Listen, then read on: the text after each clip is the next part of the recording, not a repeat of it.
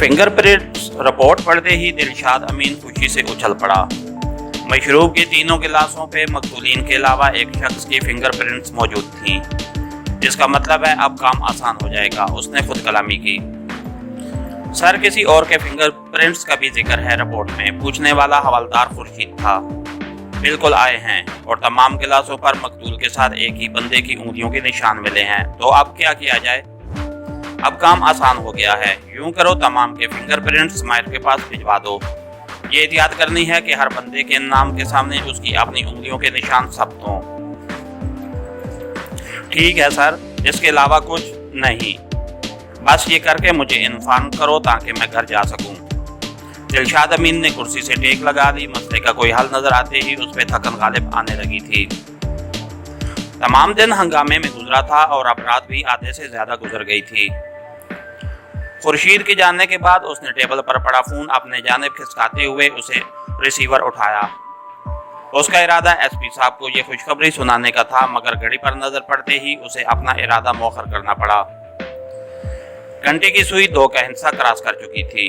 इस time लामहला SP साहब ने नींद में होना था।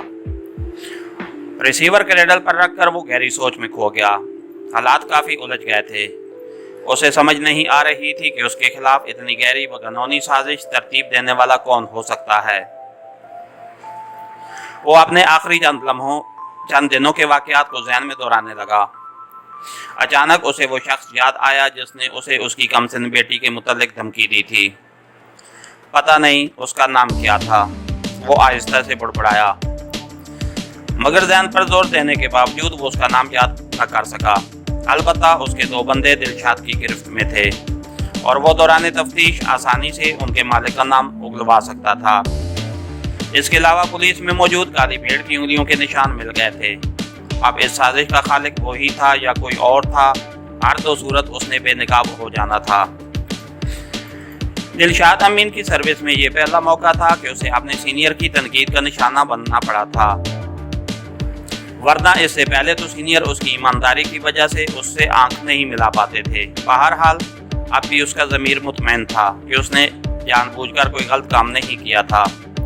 वो इन्हीं सोचों में गर्क था कि हवलदार खुर्शीद इजाज़त देकर अंदर दाखिल हुआ। सर, काम मुकम्मल हो गया है। गुड। तमाम को आराम के लिए छोड़ दो। संतरियों को ताकीद कर देना कि आज रात अलर्ट रहें। बल्कि यूं करो, संतरियों की तादाद दुगनी कर दो और किसी भी हंगामी सूरत हाल में मुझे इत्तला करनी है। मैं घर पे हूँगा।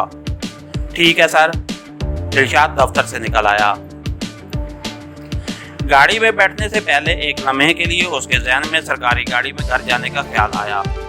इस बहाने उसे चंद बंदों की प्रोटेक्शन भी मिल जाती। मगर फिर सर झटकते हुए उसने बुज़दिलाना ख्याल को जहन से निकाला और साथ ही कार में बैठकर थाने से बाहर आ गया।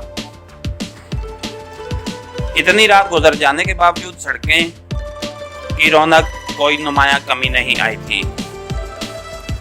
गाड़ियों की आमदोरफ्त की वजह से वो इस मोटरसाइकिल पर ध्यान न दे सका था जो उसके थाने से बाहर आते ही उसके ताक़ुब में चल पड़ी थी।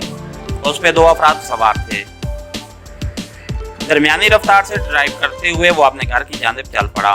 वो जानता था कि मोहब्बत करने वाली शरीके हयात उसके इंतज़ार में जाग रही होगी और जब तक उसे सामने बिठाकर अपने हाथों से खाना न खिला लेती उसे आराम न आता। एक चौक की सुर्ख बत्ती पे उसने गाड़ी रोकी। मोटरसाइकिल उसकी कार के मुतवाज़ी लाकर खड़ा किया गया। पीछे बैठे बंदे ने कार की अंदरूनी लाइट की रोशनी में उसकी शनाख्त की और उसका हाथ जेब में रिंग गया। जब बाहर आया तो उसमें 30 बोर पिस्टल दबा हुआ था, जिसका रुख दिलशाद अमीन की तरफ था। अगले ही लम्हे फिजा पिस्टल के धमाके से गूंज उठी।